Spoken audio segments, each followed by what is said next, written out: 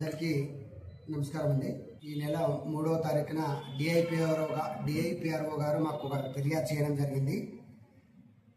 ప్రజాబలం news పేరుతో YouTube channel నడిపే వ్యక్తులు నకిలీ అక్రిడేషన్ కార్డులను తయారు చేసుకొని దానిపై కలెక్టర్ సంతకం కూడా ఫోర్జరీ చేసి వాళ్ళు ప్రభుత్వ కార్యాలయాల్లోకి ప్రవేశించి అక్కడ పనిచేసే మహిళా ఉద్యోగులను మరియు ఇతర ఉద్యోగులను కూడా భయభ్రాంతులకు గురి చేస్తున్నారని ఫిర్యాదు రాగా దానిపై కేసు నమోదు చేసి మా ఉన్నతాధికారుల ఆదేశాల మేరకు విచారణ జరిపిన తర్వాత ఇది నిజంగా నిర్ధారణ అయింది.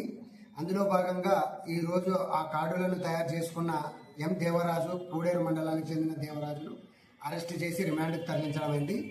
దీనిలో ప్రధానంగా ముద్దాయి అయినటువంటి చందులాల్ నాయకుని కూడా త్వరలోనే అరెస్ట్ చేస్తాం. ముఖ్యంగా తెలియజేయమంటే ఈ చిన్న నకిలీ విలేకరులు నకిలీ కార్డులను తయారు చేసుకొని అక్రిడేషన్ కార్డులను తయారు చేసుకొని డిస్టిక్ అధికారుల సంతకాలను ఫోర్జరీ చేసుకొని ప్రభుత్వ కార్యాలయాలకు ప్రవేశించడం, న్యూస్ రాసి వాళ్లను బెదిరించి డబ్బులు వసూలు చేయడం వాటికి పరితగిన పోలీస్ శాఖ తరఫున కఠిన చర్యలు తీసుకుంటాము.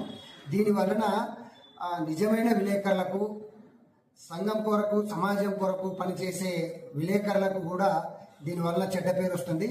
కాబట్టి ఈ విధంగా పనిచేసే నకిలీ విలేకరుల పైన మా పోలీస్ శాఖ తరఫున గట్టి చర్యనే తీసుకుంటామని తెలపడమైంది.